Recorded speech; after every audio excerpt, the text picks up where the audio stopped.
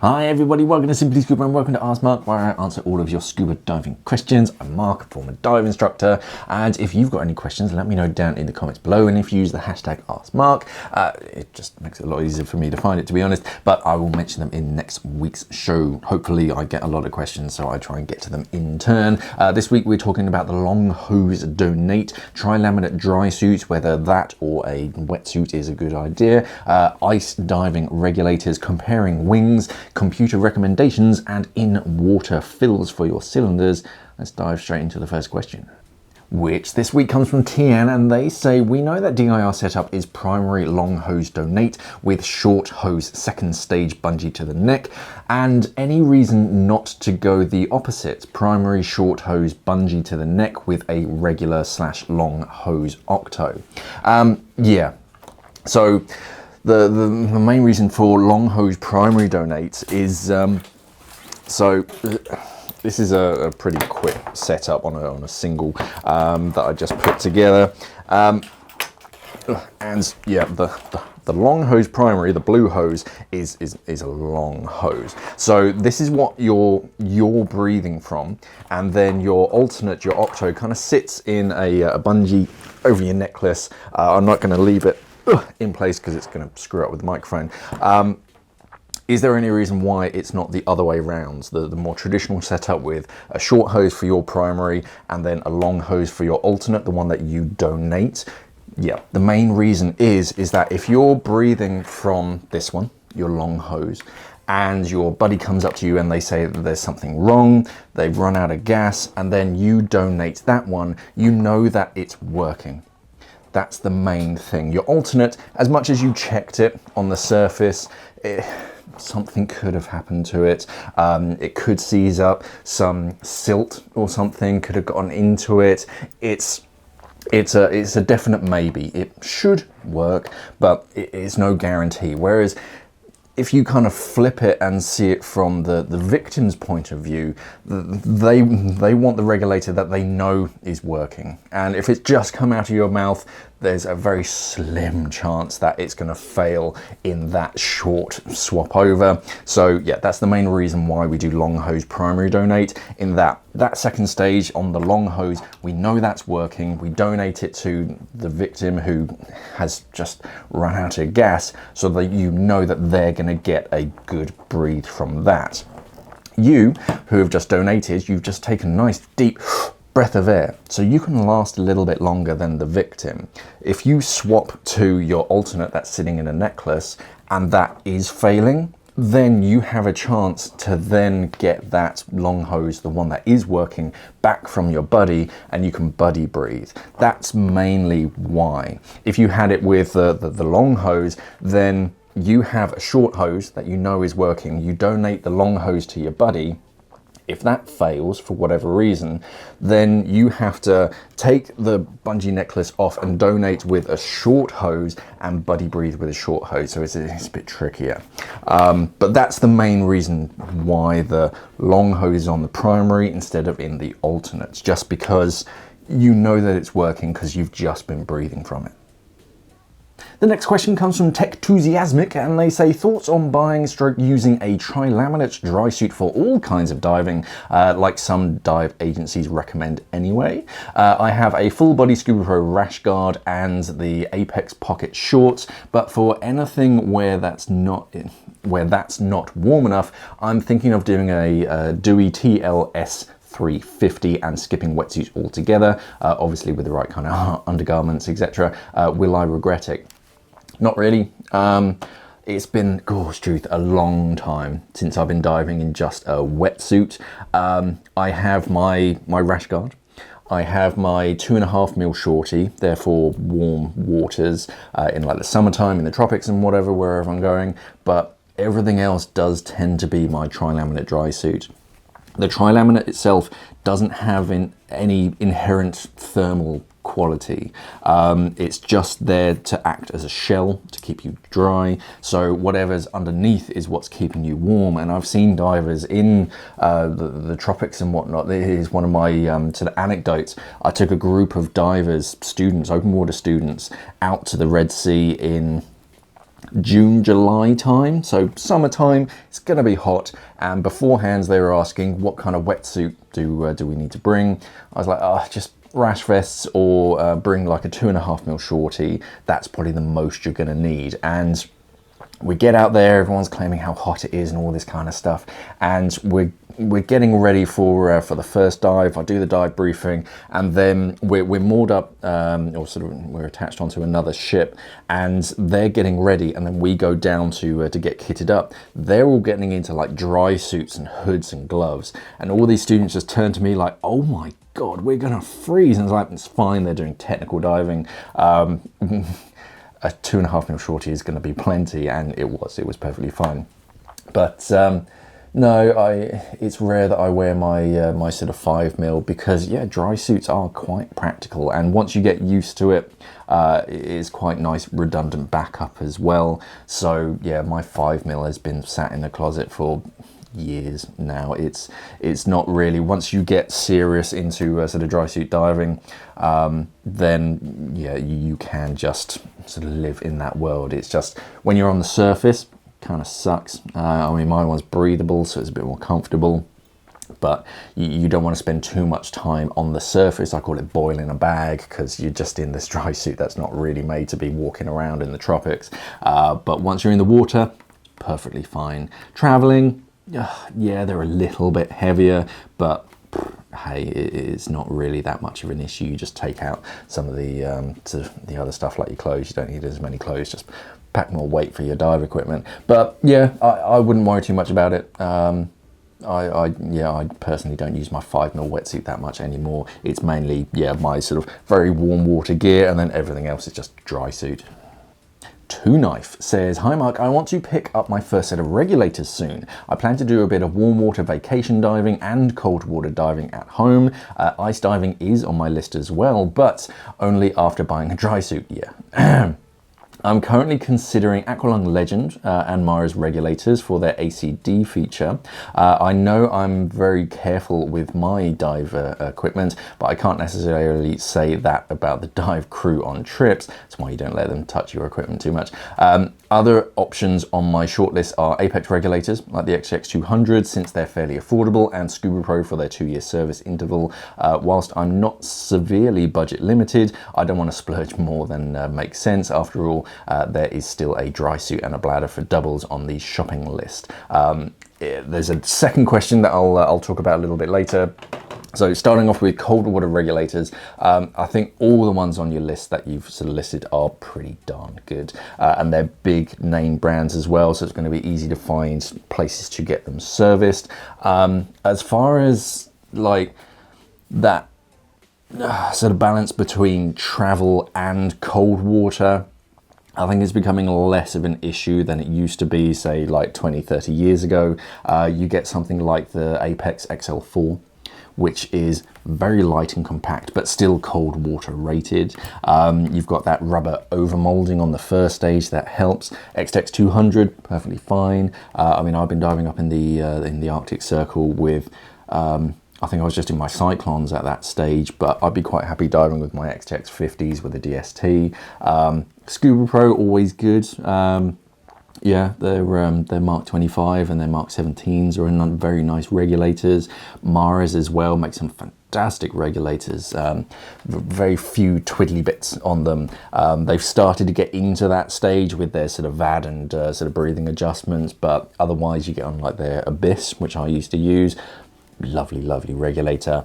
Yeah, the Aqualung Legend, very nice regulators again. One thing that I would recommend is going to your dive center before you go sort of ice diving and just ask them to give them a little bit of a tweak, just so they're a little bit stiffer.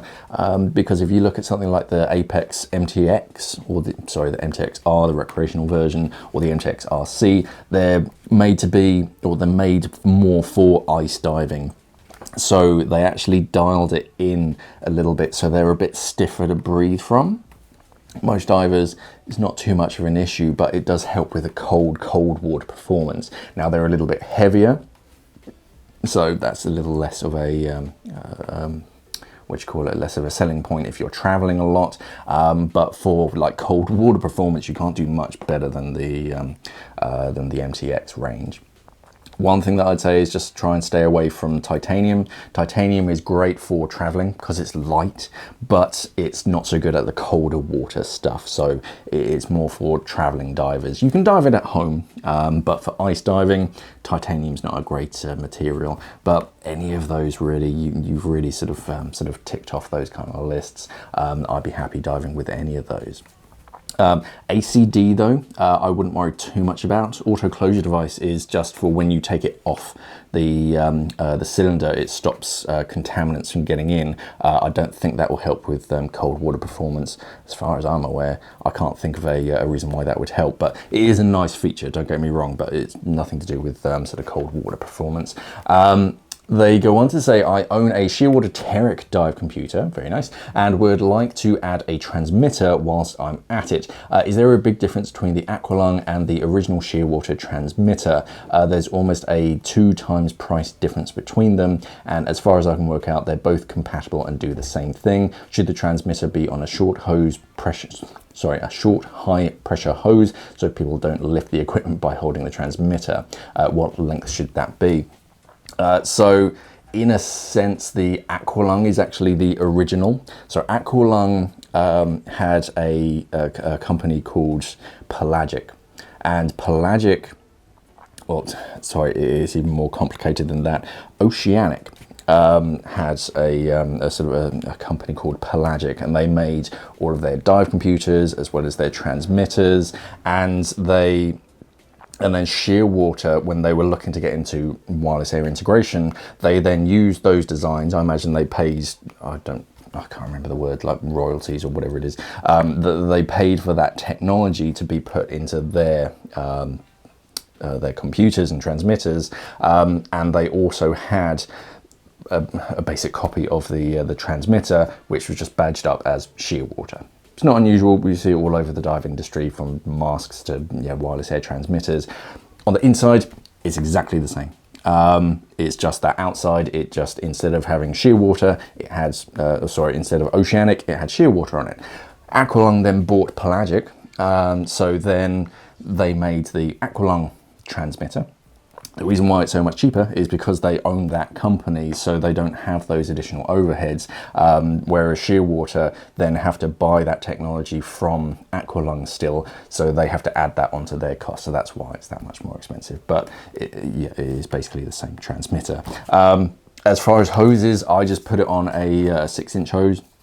Nothing too long, just something so that, if someone's grabbing or if it gets knocked, it's not sort of putting any sort of strain on the threads itself. This one just has a neoprene sleeve that I put on it. This was from an old, what do you call it? You know those water bottles, those like Camelback water bottles? It had this like neoprene sleeve. The water bottle got ripped or something, but this neoprene sleeve was quite cool, and I thought it might protect the hose. Hey. But yeah, 6 inches, nothing overly long. I suppose you could put it on a longer hose, but then you run the risk of it actually sort of swinging around and banging onto something. You could probably put it a little bit closer so you get better signal, but most divers, just a 6-inch, 15 centimeter high pressure hose, nothing too strong. The one thing that you do have to sort of make sure on is that you have a swivel pin. They get stuck. Just a little swivel pin. It's got 2 tiny little O-rings on it. That sits in the hose and inside of the transmitter. If you don't have that, it'll leak. So that's required. Just make sure that you have one of those. If you're popping it on a hose, you don't need one on the other ends because that goes straight into your first stage. But otherwise, Aqualung Shearwater is the same thing.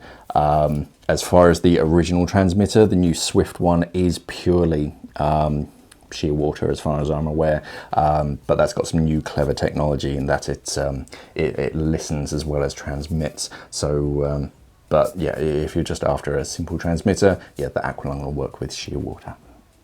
JS99 says, hi Mark, do you prefer the xdeep Zen or this Apeks wing style BCD? Oh, you're making me choose between my 2 children. So the xdeep Zen, or the new Apeks, I think they just call it a tech system or something, WTX. So the new one, the Apeks WTX, that is a very traditional setup. You get the traditional style of backplate, you get a single piece webbing harness and a pretty traditional donut wing, either the D30 or the D40. That's very straight and narrow, what everyone recognizes. It does the job. It's very customizable. The xdeep Zen is just more, trying to think of the word, it's more comfortable. It's a bit more practical. If I was choosing between the two for myself, I'd just go for the Zen. It's made to be more ergonomic. It's got that X-shaped back plate, so it spreads the kind of the weight on your back, so it's sort of on your shoulders and on your waist instead of just a trapezoid, if I think that's the right name, or a rhombus, I can't remember. But instead of that real basic backplate shape, it's made to be a bit more ergonomic. It's skeletonized as well. I think it's some magnesium alloy, hybrid alloy metal thing, so it's quite light as well. But the harness as well is made to be both more forgiving and practical at the same time, because the shoulder straps, instead of just having the traditional setup, the shoulder straps go further down your back plate, and then your waistband threads back up and then around your waist. So when you've got that shoulder strap in and then do the waistband goes over the top of the shoulder strap. So you've got more space to get in, which on a single piece harness is a real selling point. But then when you tighten up that waistband, you're actually tightening up the shoulder straps at the same time, so they're not big and baggy. The crotch strap itself is a Y shape, so you have 2 points of contact sort of in the small of your back, and they then come up to a single piece in the front. It's like a Y or a V shape, so that's a bit more comfortable. You also have 2 attachment points in the small of your back, so you can clip off to that. The wing itself, instead of having a traditional 90-degree elbow, it just goes straight into the hose, so that just reduces failure points and it allows for a very smooth airway. The downside to it is that it's not always as universal, because everything is very different to the traditional setup. Trying to find like additional bits and like weight pockets and things that'll fit can be a bit hit and miss. It's not like impossible to find sort of extra things to fit onto it, but it can just make it a little bit more, I actually have to measure the distance between these sort of holes in the back plate. Do they line up with this single tank adapter or twinning bolts or something? That's where the sort of xdeep model starts to get a little bit too elaborate. Whereas the Apeks one, yeah, you can take that wing off, you can throw almost any other wing onto it, so you can change from singles to twins and all that kind of stuff. Whereas with the xdeep one, yeah, there's always little asterisks, and you always have to do a bit more measuring just to double check that it will fit. But if I was choosing purely just between the two, and I was choosing between one for single cylinders, then yeah, I'd go down the xdeep Zen, just because it's a bit more modern, bit more sort of comfortable and practical as well, because of all those additional features.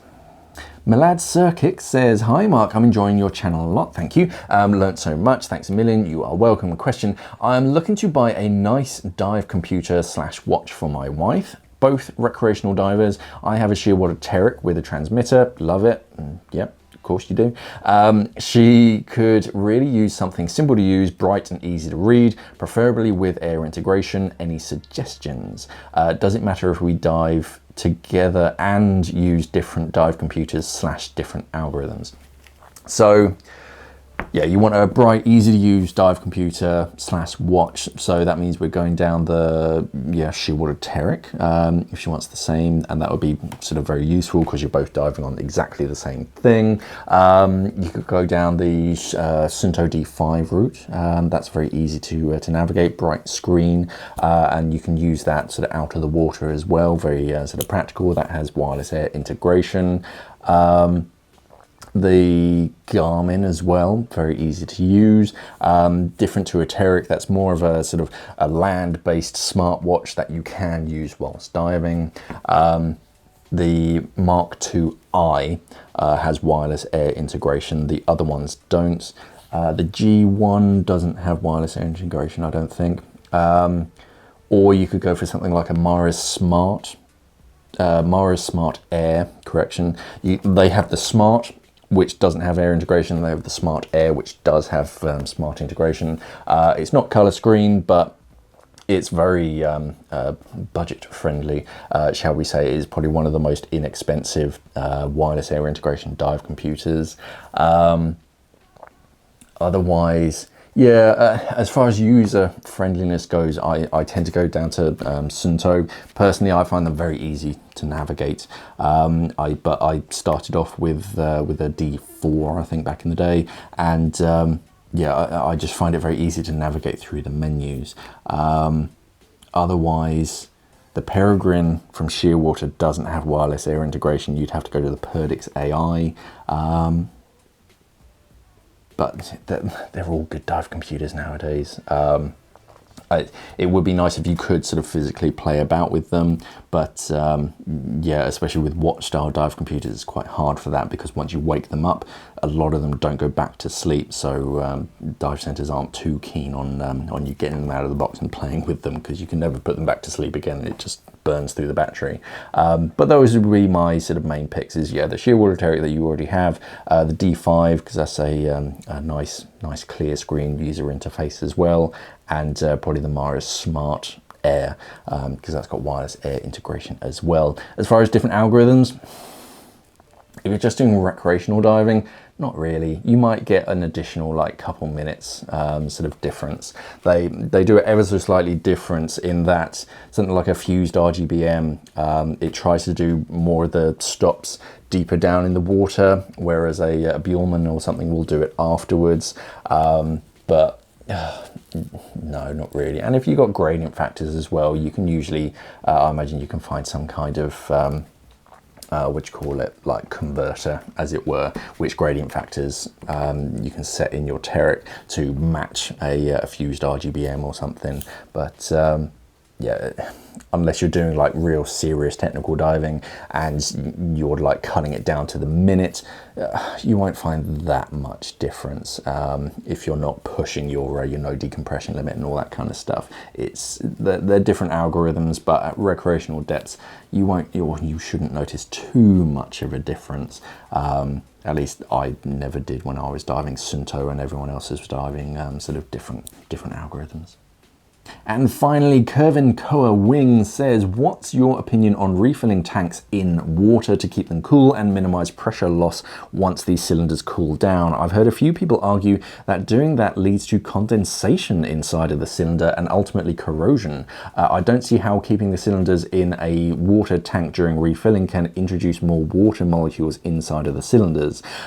Besides, even if there is an initial condensation, once the cylinder reaches steady state, it would make no difference, right? Yeah, I've never heard that before. And I don't see how a cylinder being in the water could introduce water inside of the cylinder, because the gas is coming from the hose. It's not bringing water with it, as long as you don't like connect it when it's in the water. Because you connect it outside of the water, you pressurize it, and then you put it into the cylinder, into the water. If you connected it in the water, then yeah, it would shoot some water in, so don't ever do that. I used to do this at the dive center. We used to have sort of water tanks that you would that you put the cylinders in, and yeah, I think it's more there for should something go awfully wrong, you're a bit more protected. It was also very useful for finding leaks, because when you're filling cylinders and you've got the compressor going and just you're filling up so many cylinders just on and swapping them out, finding a leak can be a real pain, and it wastes a lot of energy. Whereas if it's in water, you can see that stream of bubbles, and you can often see that stream of bubbles soon before an O-ring slips. So that can be great and give you enough time to shut things down, get it out before everything just goes pooh. I have got wet quite a few times at the dive center. You see that stream of bubbles, and if you don't act fast enough, then that O-ring slips, and when it's in the water, it goes everywhere. But yeah, I think it's more to do with yeah, that rapid expansion of gas, which is an explosion, should something go awfully wrong. I have heard people anecdotally say about how it changes, like the thermal, sort of the outside of the wall is cold, whereas the inside is hot, and that can do certain things, and I don't know that much into it. But what I do know is that it did mean that you could fill up cylinders not fast. You always try to do it as slowly as possible, but it meant that you had fewer hot fills as well, which was always a benefit. But yeah, I'm always sort of fine with filling up cylinders inside of in water, but I've never thought of the problem of getting water inside of the cylinder, because you've got all that pressure inside of your cylinder anyway. 50 bar of pressure, water isn't going to be getting into that unless you have it completely empty. And that's one thing, is to never completely empty a cylinder in the water when it's not connected to a first stage, because just as the gas is leaving, it can often sort of gasp in at the last moment and suck a little bit of water into the cylinder, which is exactly what you don't want, and another reason why you don't completely empty cylinders. But if it's just a normal fill, you've still got like 50 bar or something in your cylinder, it's connected out of the water, pressurized, and then put into the tank. I've got no problems with that. And that's it for this week. Thank you so very much for all of your questions. If you have any questions that you want me to chat about in next week's show, pop them down in the comments below, and if you use the hashtag AskMark, it just makes it a lot easier for me to find. Don't forget to head over to simplyscuba.com. We do sell some pretty interesting scuba gear, and now is the time of year when all the interesting 2022 lineup starts to arrive, so we do have some new and interesting things that are just arriving. Don't forget to subscribe to the Simply Scuba channel and head over to our Instagram. Thank you for watching, everybody, and of course, safe diving.